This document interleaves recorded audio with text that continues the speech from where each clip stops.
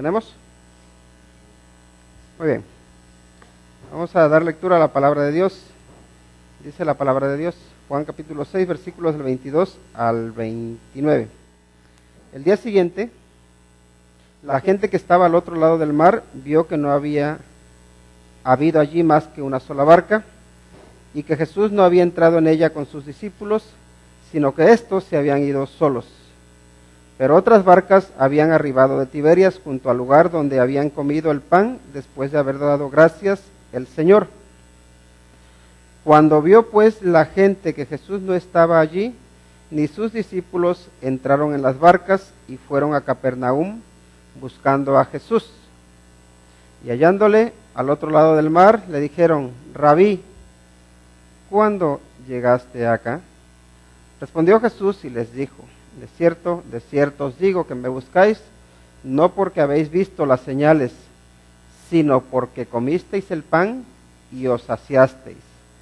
Trabajad, no por la comida que perece, sino por la comida que a vida eterna permanece, la cual el Hijo del Hombre os dará, porque a éste señaló Dios el Padre.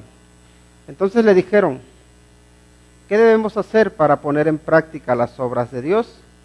Respondió Jesús y les dijo: esta es la obra de Dios, que creáis en el que Él ha enviado.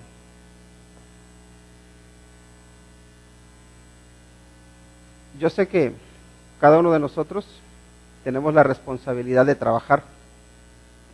Y de hecho la Biblia nos enseña que el que no trabaja, que no coma. Pero a veces la única preocupación o la única razón por la que trabajamos es para recibir algún beneficio. No nos preocupamos en el beneficio que estamos dando a los demás. Y mucho menos nos preocupamos por agradar a Dios, por decir: yo estoy trabajando y con mi trabajo estoy sirviendo a Dios. Ahora, lo que tenemos aquí en el trasfondo, que ya estuvimos viendo la semana pasada, es que el Señor Jesucristo hizo un milagro tremendo. Con 5 panes y 2 peces alimentó a más de 5,000 personas. Y si nosotros viéramos a un hombre hacer ese tipo de milagros, seguro que estaríamos ahí cerca de él, lo buscaríamos, ¿no? Tal vez nos llevaríamos cada uno nuestra canastita para que nos la llenara de pan, para que nos diera unos peces. O no sé por qué razón le buscaríamos, pero le buscaríamos. Tal vez le buscaríamos porque diríamos: wow, este hombre es poderoso. Y si en algún momento yo necesito ayuda, yo creo que él me podrá ayudar. Entonces quizá le podríamos buscar por eso. Y aquí el Señor Jesucristo, a todos los que van buscándole, Él les hace una recomendación y les dice que trabajen, y fíjense, no les dice no trabajen, les dice trabajen, pero no trabajen por las razones equivocadas. Trabajen no por la comida que perece, sino ¿por qué? Por la comida que a vida eterna permanece, la cual el Hijo del Hombre os dará, porque a Él designó Dios el Padre. Ahora, hay que ver qué es lo que está sucediendo aquí. El Señor Jesucristo, recuerdan, alimentó a la multitud. Y después, una vez que ya todos se hubieron saciado, que comieron cuanto quisieron, el Señor Jesucristo les dice a sus discípulos: suban a la barca y váyanse al otro lado, a Capernaum. Pero el Señor Jesucristo no se subió a la barca, sino que Él se quedó despidiendo a toda la multitud. Ahora, sabemos que por la noche vino la tormenta y el Señor Jesucristo caminó sobre el agua, ¿no? El Señor Jesucristo se fue para el otro lado, pero toda la multitud no se dio cuenta de ese milagro. Toda la multitud no se dio cuenta de que el Señor Jesucristo había caminado sobre el agua. Y por eso aquí nos encontramos en el versículo 18. Miren lo que está, el versículo 22. Miren lo que está pasando.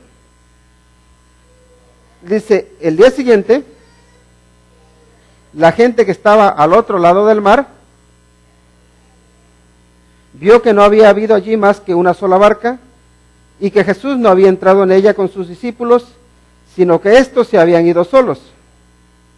Pero otras barcas habían arribado de Tiberias, junto al lugar donde habían comido el pan después de haber dado gracias el Señor. ¿Qué está pasando? Ellos, y es lógico, que si ven que los discípulos se fueron, que ahí no hay más barcas, lo lógico es que el Señor Jesucristo siga ahí en esa orilla, ¿no? Porque dicen, el Señor Jesucristo tiene que estar aquí porque sus discípulos se fueron al mar, y así que ellos a la mañana siguiente o al día siguiente lo que quieren es encontrar otra vez al Señor Jesús. Y la pregunta es, ¿dónde se ha ido Jesús? Si no sabes tú dónde está Jesús, lo más normal es que digas, voy a buscarlo. Y la pregunta es, ¿a dónde se ha ido? Pero el Señor Jesucristo, sabemos que ahí se está obrando de forma, o está ahí presente de forma corporal, pero también sabemos que el Señor Jesucristo hoy aquí no está presente de forma corporal, pero sí está presente de forma espiritual. Y la cuestión es esta: ¿tú eres consciente de que Jesucristo está en tu vida? ¿Está en tu vida el Señor Jesucristo? ¿Tú crees que te acompaña? ¿Crees que está a tu lado? ¿Y por qué lo crees? O también, por otro lado, te sientes solo, te sientes sola, te sientes que Jesucristo se ha ido, que se ha ido de tu vida y no sabes dónde está. Hay veces que uno tiene esa sensación, hay veces que uno se siente abandonado, que parece que Dios no se acuerda de él, que todo te sale mal, tienes un problema y te viene otro más.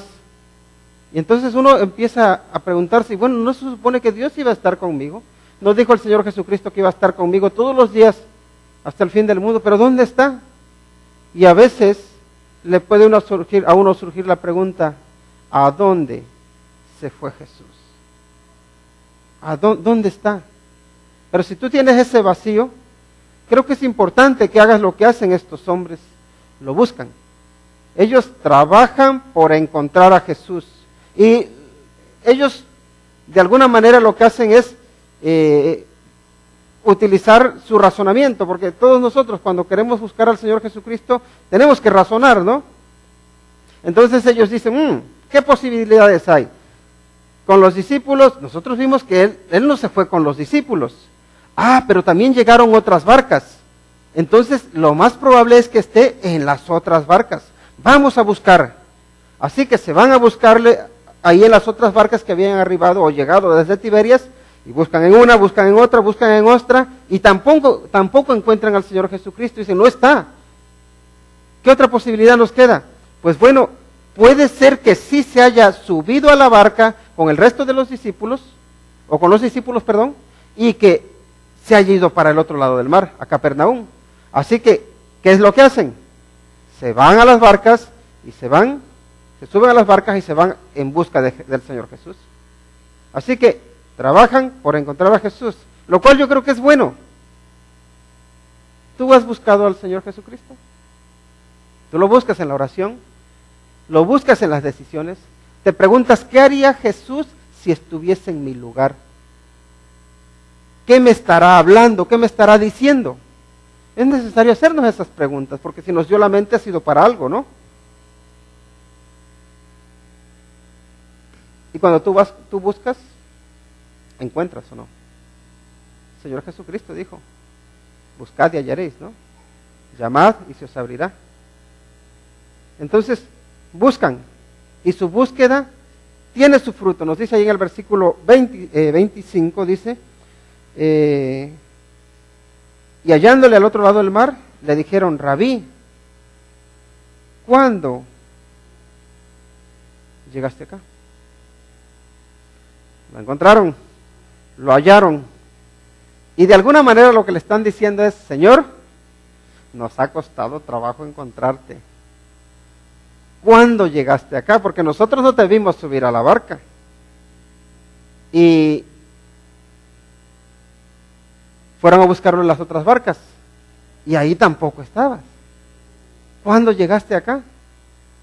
Y da la impresión de fondo de que ellos querían hacerle ver de que le habían buscado. Y es lo que están queriendo averiguar.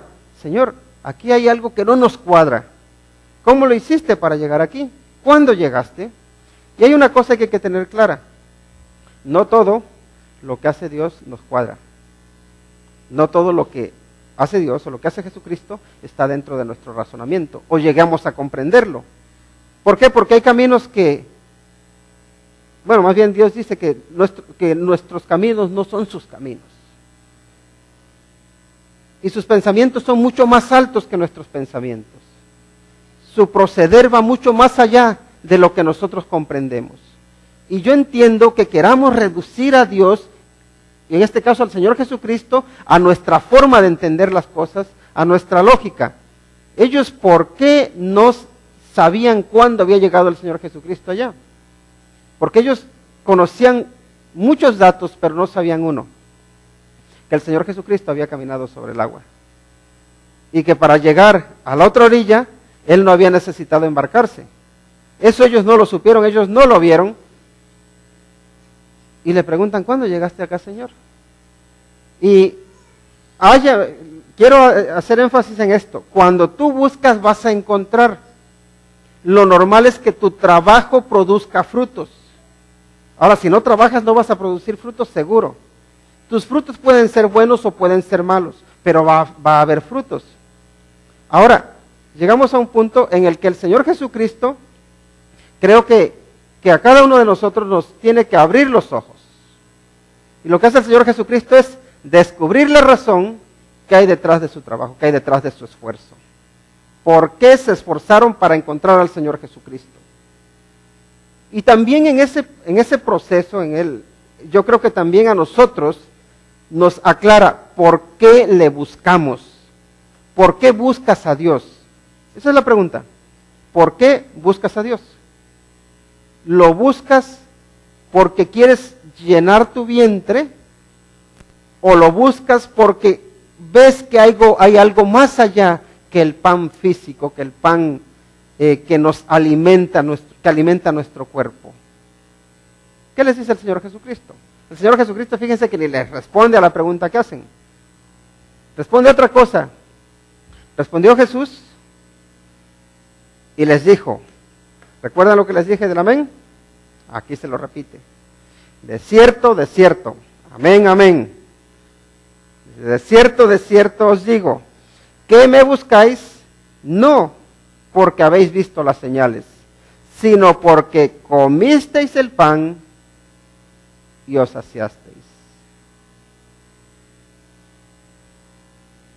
Ellos de alguna manera le querían decir, Señor, te hemos estado buscando porque eres importante para nosotros.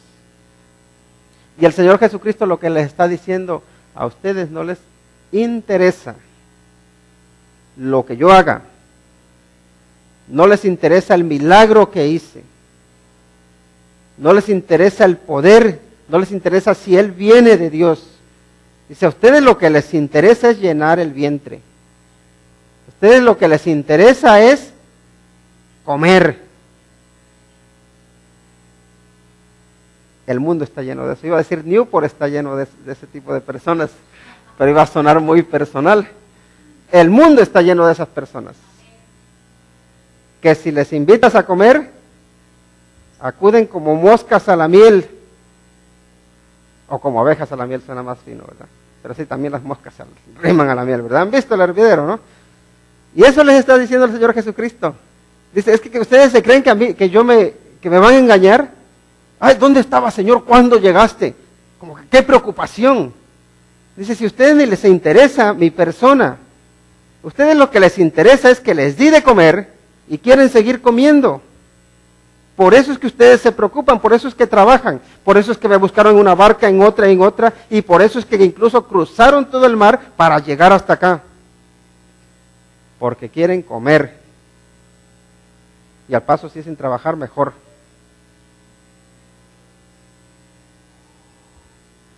Esa es un poco la esperanza que tiene este mundo. Nosotros, ¿por qué buscamos al Señor Jesucristo? Cuando tú vienes a la iglesia, ¿por qué vienes? ¿Vienes preocupado o preocupada en agradarle? ¿O vienes preocupado o preocupada en que te dé lo que necesitas? En que te siga dando de comer. Y yo no digo que sea malo uno buscar la provisión de Dios. Yo creo que Él provee, y Él lo ha dicho, que Él no desampara a uno. Pero si nosotros estamos buscando a Dios egoístamente, si nada más nos estamos preocupando por saciarnos, por alimentarnos, creo que estamos buscando a Dios por las razones equivocadas. Y si no equivocadas, sí por razones limitadas. Y aquí es donde el Señor Jesucristo, una vez que les descubre su razonamiento, el por qué están haciendo lo que han hecho, ya les exhorta. ¿Qué les dice? Jesús les ordena trabajar por lo que tiene valor eterno. A ese ya nos lo sabemos, ¿verdad? Trabajad no por la comida que perece, sino por la comida que a vida eterna permanece, la cual del Hijo del Hombre os dará, porque a este señaló Dios el Padre. Y aquí tenemos, por un lado un poquito, parece como si hubiese una contradicción. ¿Por qué está diciendo? Trabajen por qué comida, por la comida que permanece para la eternidad, pero luego dice, y esta comida se las va a dar el Hijo. Sí, pues si me la vas a dar, Señor, ¿para qué voy a trabajar? Si me la vas a dar, si es un regalo tuyo, ¿no? Entonces ahí parece como si hubiese una contradicción, pero el tema es esto. También encontramos en la Biblia otros pasajes donde nos dice que nos ocupemos de nuestra salvación con temor y temblor. No quiere decir que nosotros estemos buscando salvarnos por nosotros mismos, pero sí nos está diciendo que el Señor te va a dar la vida eterna. El Señor te va a dar el pan que te da vida eterna.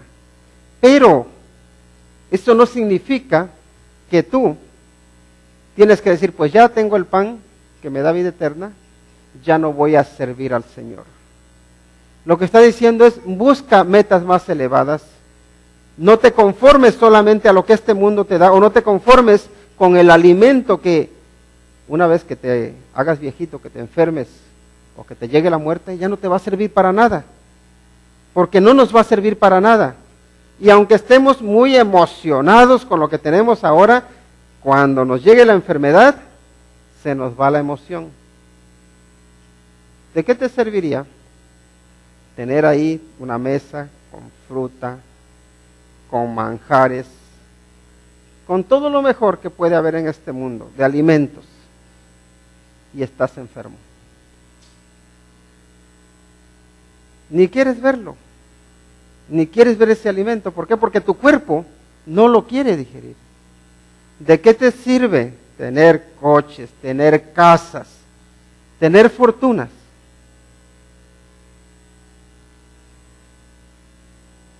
Si los seres queridos con los que quieres disfrutar se te mueren.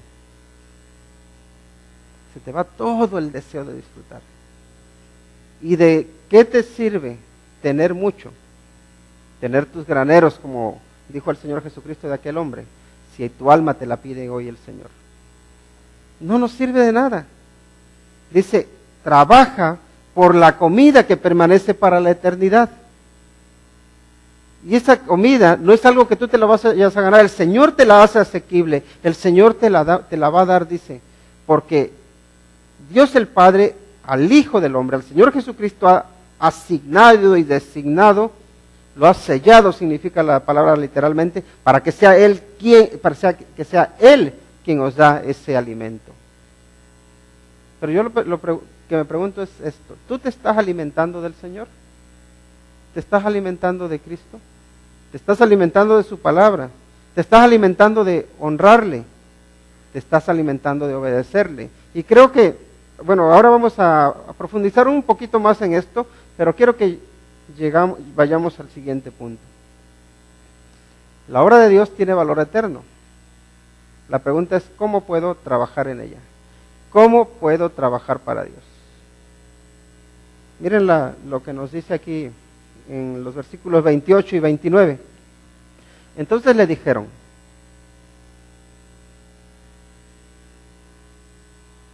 ¿qué debemos hacer para poner en práctica las obras de Dios? Es una pregunta buena. ¿Qué debemos hacer para poner en práctica las obras de Dios?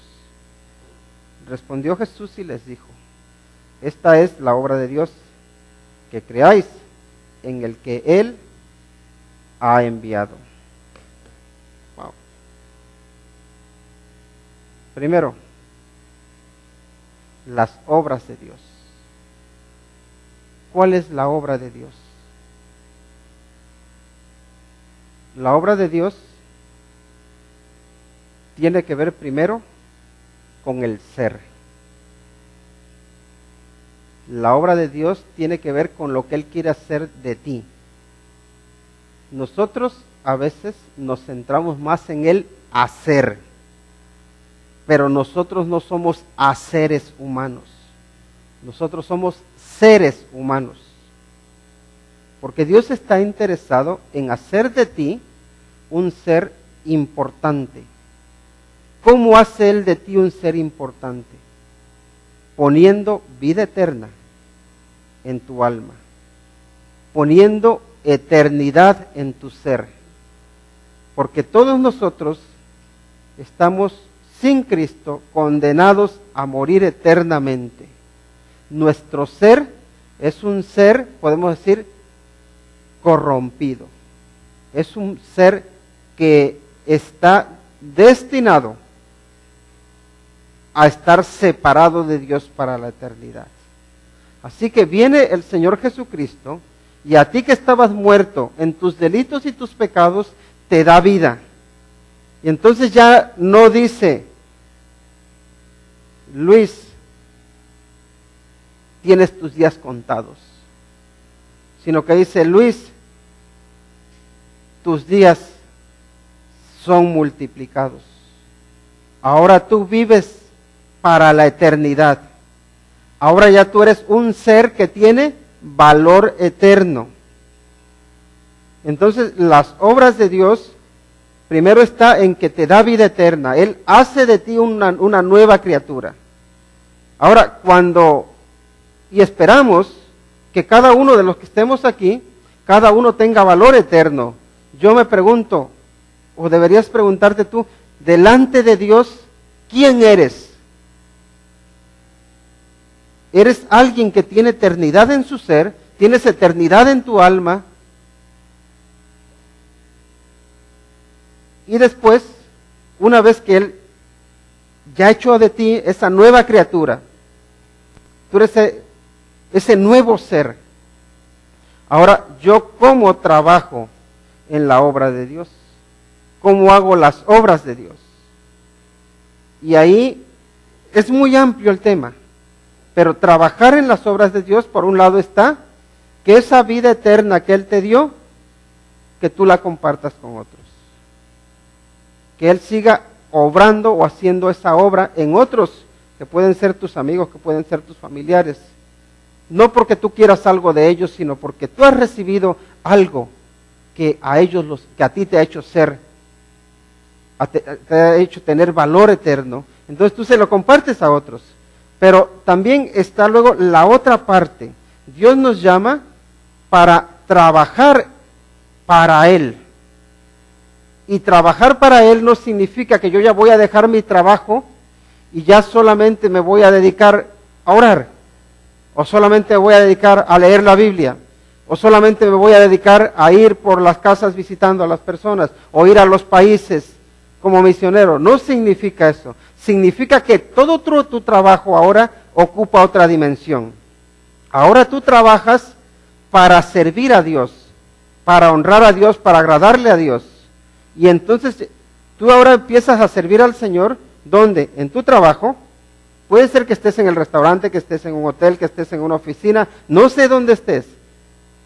Puede ser que estés en la escuela y también puedes estar estudiando para Dios, siendo una persona responsable, siendo una persona que aprende, que sabe discernir lo bueno y lo malo, que sabe estudiar para agradar a Dios. ¿Y por qué cambia esto nuestra perspectiva? Porque miren, trabajar, les digo, para los hombres, yo creo que te va a dar una recompensa, pero la recompensa que te van a dar los hombres perece. Trabajar por los estudios, miren, yo soy partidario de que estudiemos lo máximo posible, pero todo eso, todos los estudios tienen un límite. Y diariamente está muriendo gente muy inteligente. ¿Recuerdan ese avión que fue derribado en Ucrania?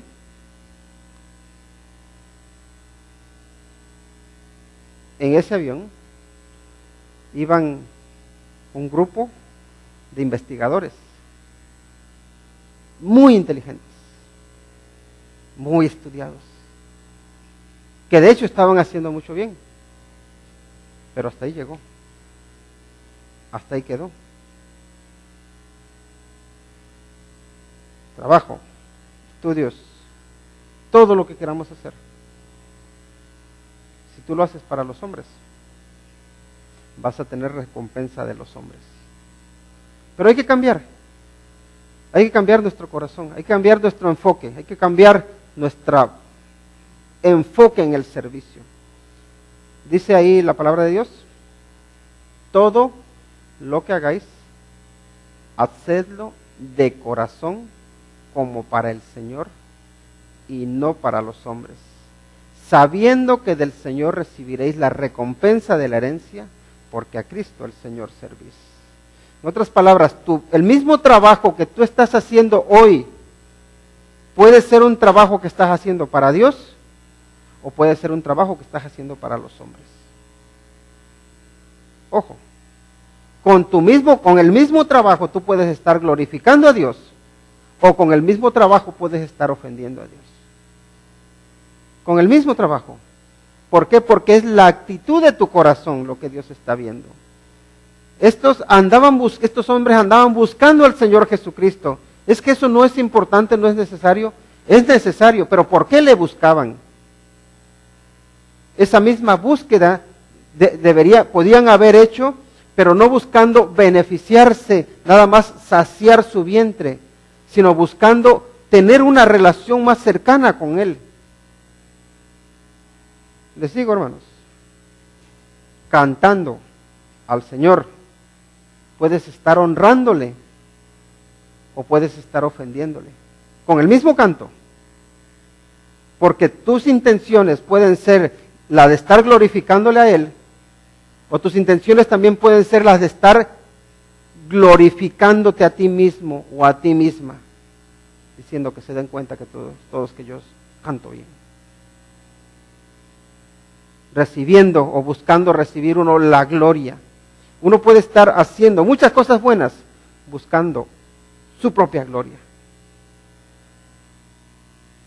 Y hay una cosa que es importante tener en cuenta, y es que las obras de Dios se hacen en fe. La palabra de Dios dice que el justo por la fe vivirá. ¿Cuándo va a empezar a vivir el justo por la fe? Hoy, actuando por la fe. ¿Se acuerdan de Abraham, verdad? Nuestro hermano Juan Carlos nos estuvo leyendo sobre Abraham.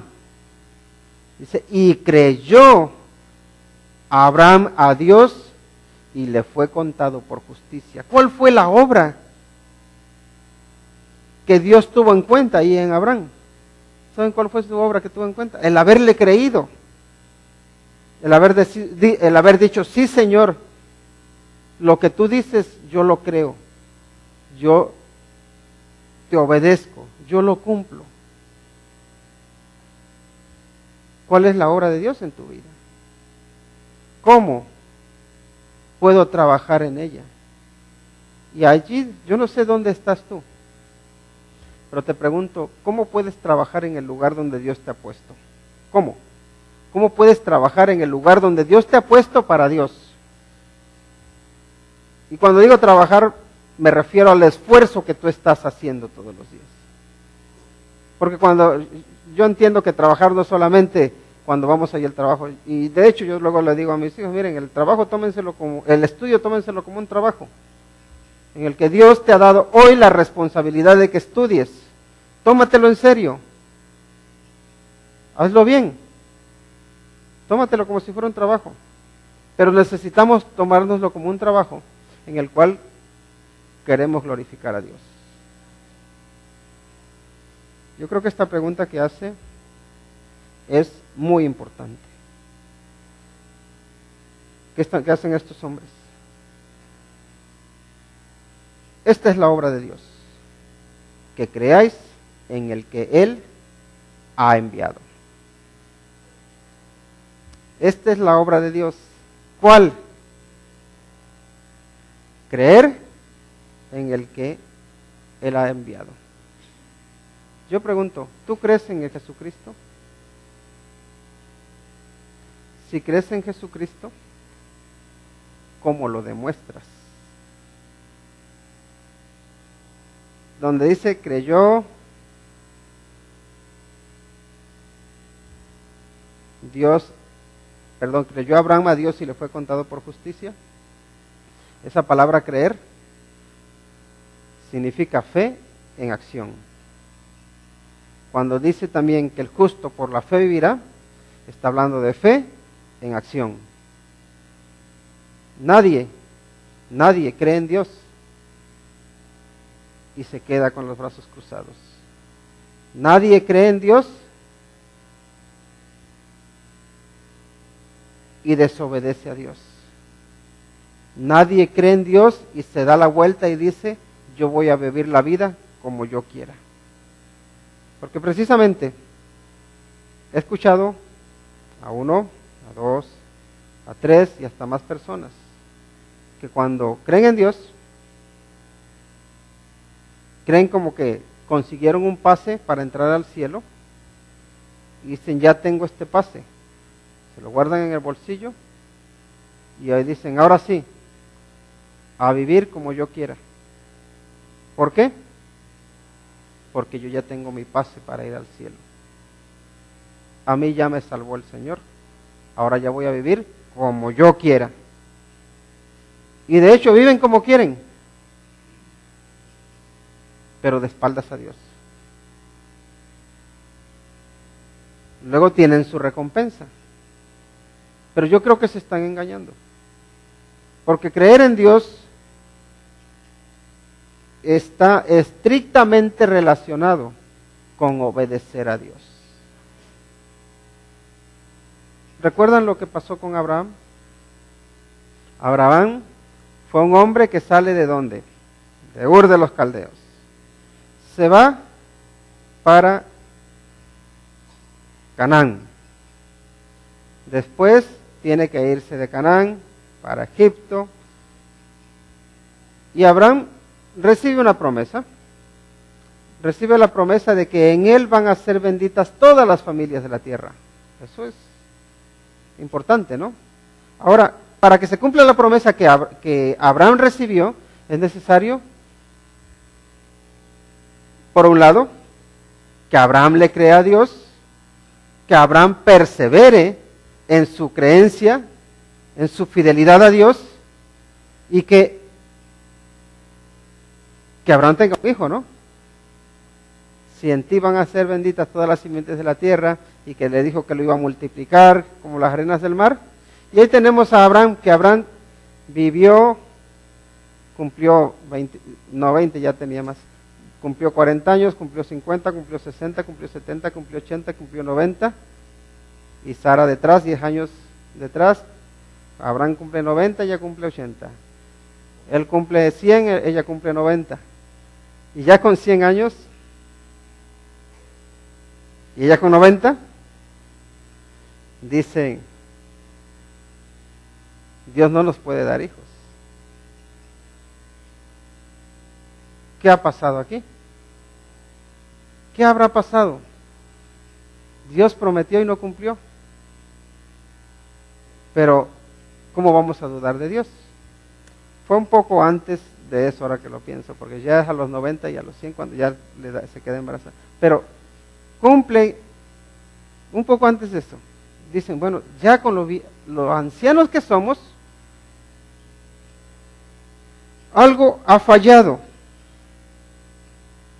Dios, si Dios promete algo, ellos creen en un Dios que cumple, ¿no? Nosotros creemos en un Dios que cumple, un Dios cumplidor. Bien, pero sucede que Dios que cumple no nos ha cumplido.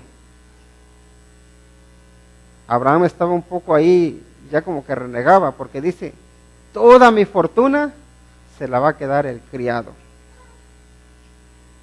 Y bueno, ya Sara dice, ¿sabes qué?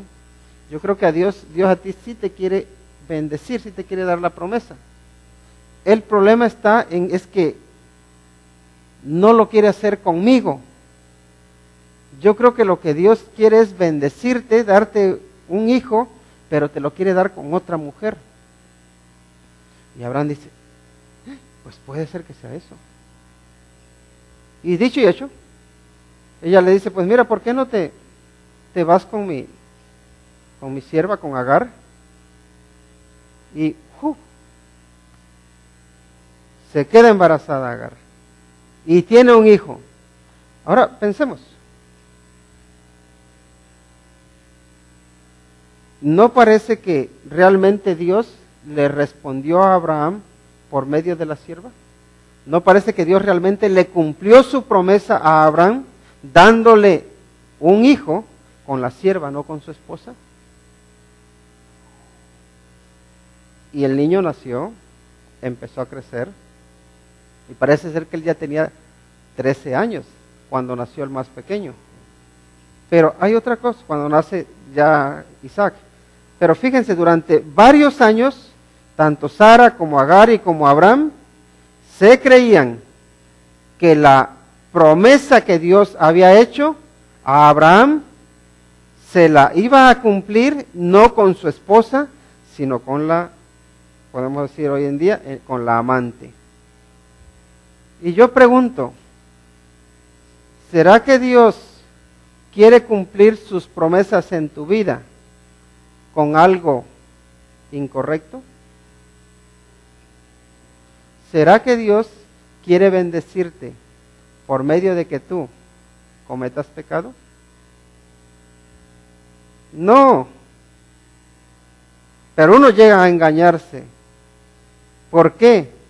Porque en ese caso, Abraham, con todo y que sí le creyó a Dios en sus promesas, en ese punto tuvo un fallo y tremendo. Porque no quiso, o más bien desistió de permanecer en la obra de Dios, que es vivir por fe. Prefirió vivir en sus esfuerzos, prefirió poner sus métodos, prefirió dar un poquito de vuelta. Si lo hago así, Dios lo va a hacer. ¿Y saben qué? Nosotros muchas veces nos engañamos creyendo que Dios nos va a bendecir, yéndonos, dando la vuelta, haciendo las cosas como creemos que tienen que ser mejor. Pero les digo, las promesas de Dios las cumple desafiando nuestra fe, desafiando nuestra obediencia, y las va a cumplir cuando andamos en obediencia. Dios no necesita del pecado en tu vida para hacer su obra. No lo necesita. Dios lo que necesita es tu corazón fiel y comprometido para honrarle, y en él va a ser su obra. ¿Cuál es la obra de Dios? ¿Cómo podemos trabajar en la obra de Dios? Confiando en él, de que sus promesas se van a cumplir. Quizá vayan a tardar tiempo, pero se van a cumplir. Quizá ni siquiera te lleguen como tú las esperes, pero se van a cumplir. Confía en Dios. Vive por fe. Porque que yo sepa, las obras de Dios solo se pueden hacer viviendo por fe, viviendo en obediencia.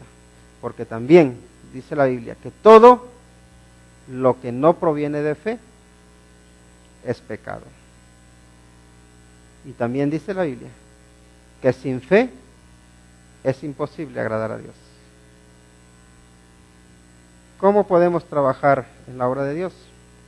Todo lo que haces, hazlo esperando en Dios, hazlo confiando en Dios. Yo sé que te vas a encontrar en tu trabajo jefes que no se merecen que les sirvas, pero tú piensas que no le estás sirviendo a él, que no le estás sirviendo al de arriba. Sé que te vas a encontrar a personas que no se merecen que les ayudes, pero tú ayuda, no pensando en la persona, pensando en que estás sirviendo a Dios, pensando en que la obra que estás haciendo es para Dios. Yo sé que te vas a encontrar incluso en la iglesia cosas que no te gusten, pero piensa en que tú si estás asistiendo es porque vienes a agradar a Dios. En la alabanza, en todas las áreas de la vida vamos a encontrar cosas que nos quieran distraer de hacer la obra de Dios. Pero no se te olvide que Dios todavía cuenta contigo y que Dios nos dice a cada uno de nosotros, busca, trabaja por la comida que a vida eterna permanece, la cual el Hijo del Hombre os dará, porque a Él designó Dios el Padre. Trabajemos para el Señor. Nadie te va a recompensar mejor que Él, te lo aseguro. Si tú crees que tu jefe, que el mundo, que lo que hay por ahí te va a recompensar mejor, estás equivocado. Vamos a orar. Señor, te damos las gracias porque en tu misericordia tú nos ayudas, tú nos fortaleces y también, Señor, tú nos rescatas. Y en el nombre de Cristo Jesús te ruego por cada uno de los que estamos aquí, Señor, porque muchas veces perdemos el objetivo de nuestra vida, que es glorificarte a ti, y nos desviamos. Y te ruego, Señor, porque nos ayudes, que nos guíes, para que lo que hagamos, lo hagamos de corazón para ti, sabiendo que la recompensa la esperamos de ti, porque somos siervos del Dios vivo. A ti damos la gloria y la honra en el nombre de Cristo Jesús. Amén.